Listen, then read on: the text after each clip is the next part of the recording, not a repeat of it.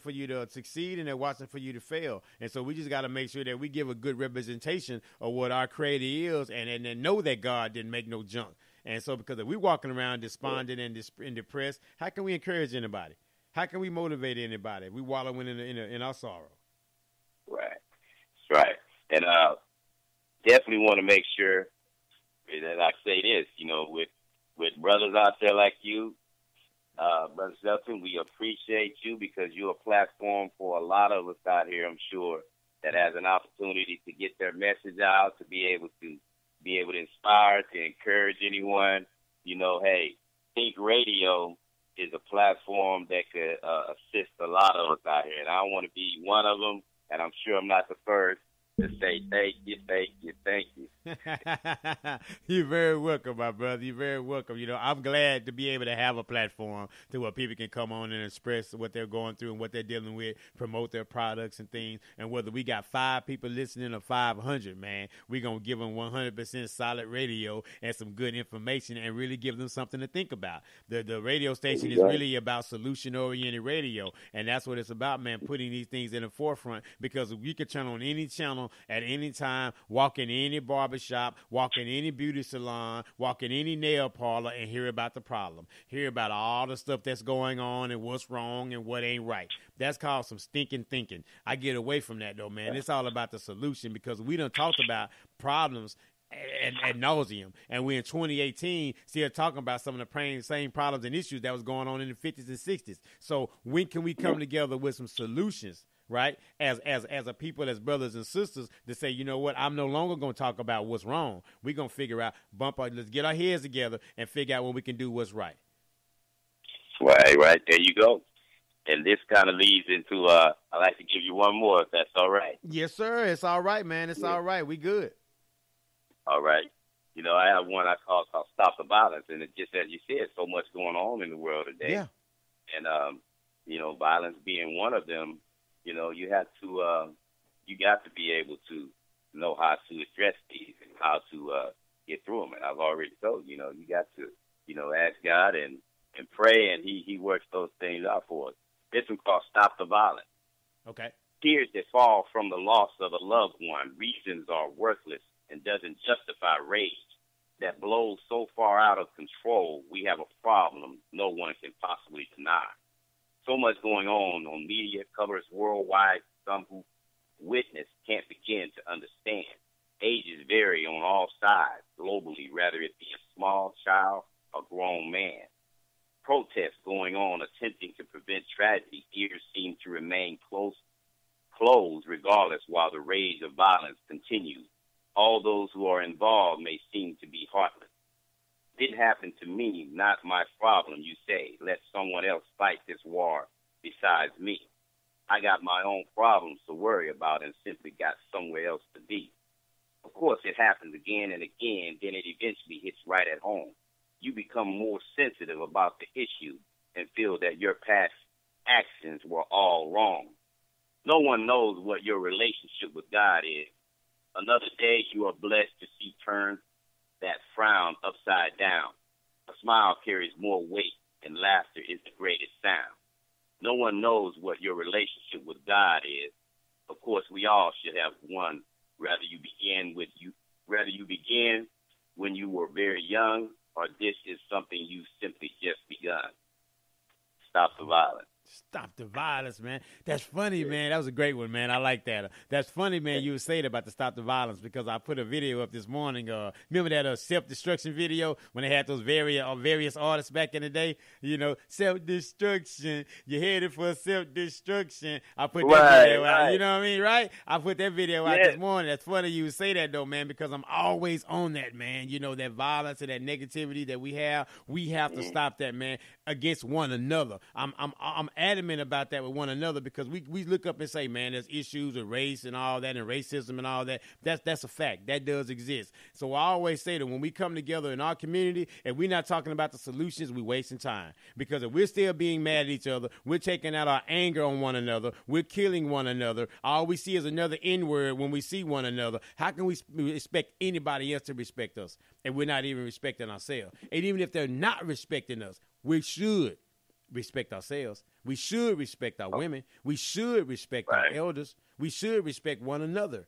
Simply because if I go out as a black man, I'm going to get dealt with the same ignorance that you're going to be dealing with. So if nothing more, man, I shouldn't be causing you a problem. I should be helping, you know what I'm saying, easing some of the pain that we all going through. Right. I heard that.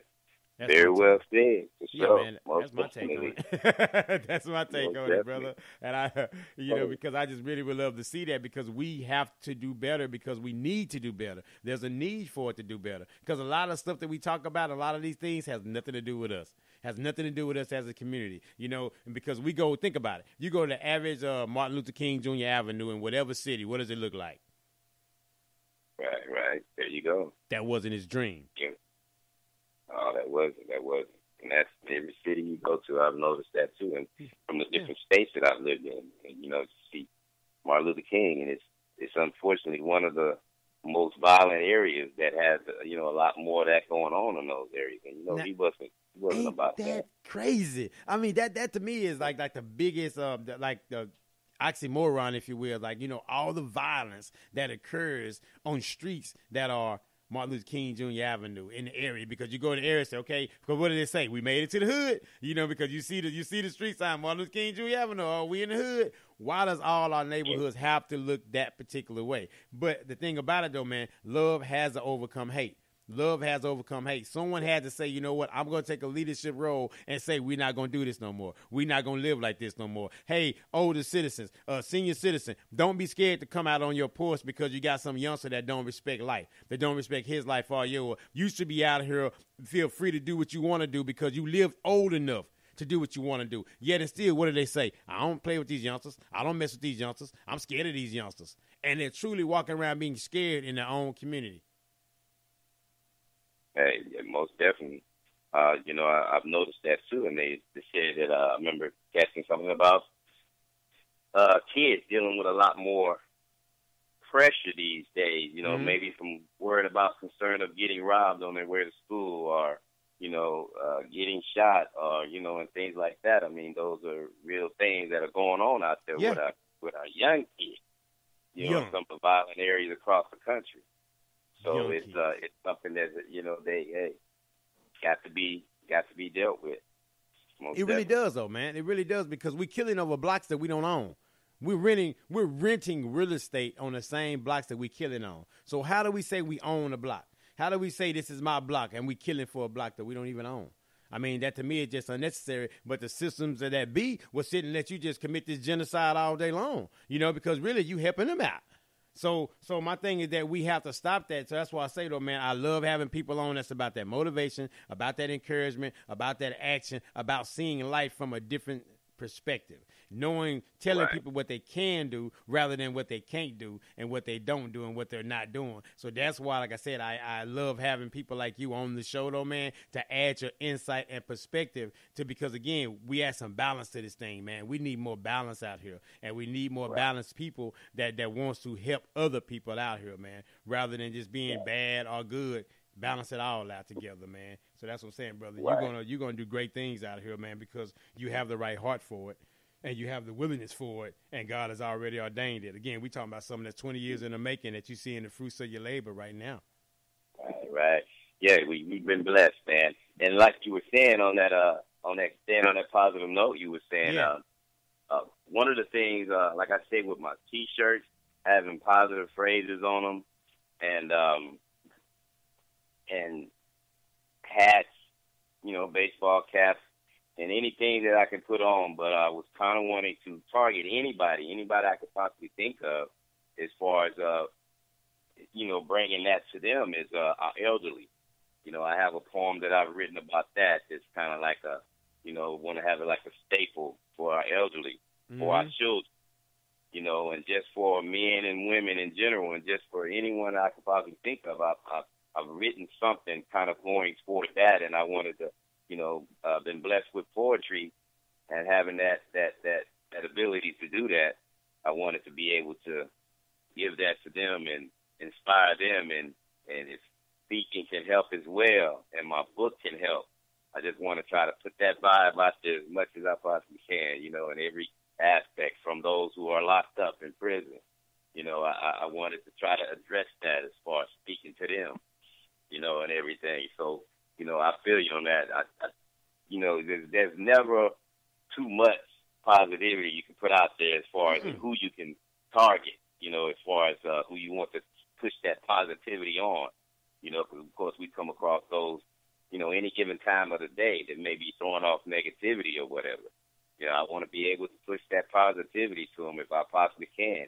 And it's a process. I'm not saying I'm able to do it every single thought of the day to anyone, but it's a process, and I want to be able to do that, and they get that feeling from me, I would hope, I'm a firm believer that God blesses you trying. I'm a firm believer in that if we out there trying and doing our best, our Creator knows what we're doing.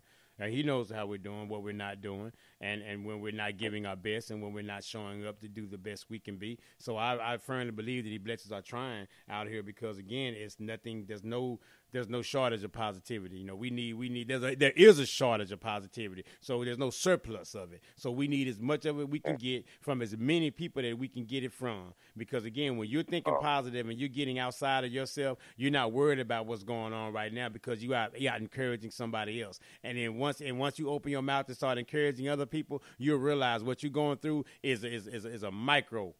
Compared to what somebody else is dealing with. A lot of people are dealing with some life and death issues. We maybe just be dealing with something simple or something real frivolous, not enough forks in the house, or not enough dishwashing liquid or something, just little crazy stuff like that. You got some people that are going through some real life and death issues. So it's all about your perspective. It's all about your perspective. I said this before. Life will have weights, okay? You will have weights in life. Either you're going to let that weight weigh you down or you're going to work out with that weight and build strength. What will you do with your weight today? Right, there you go. What will you do with it, man? That's what will you do with it? Say, man, let the people know, though, man, before we get up out of here, man, how to get a hold of you again, how to support what you got going on, and shout out anybody that you want to shout out to, my brother.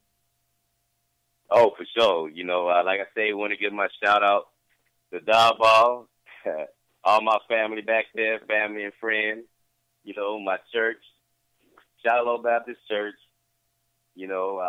also Mayo Baptist Church in Nixon, Texas, Shiloh Baptist Church in Dalball, Texas, and my church home where I'm here now is Hopewell Temple Baptist Church in Houston, Texas.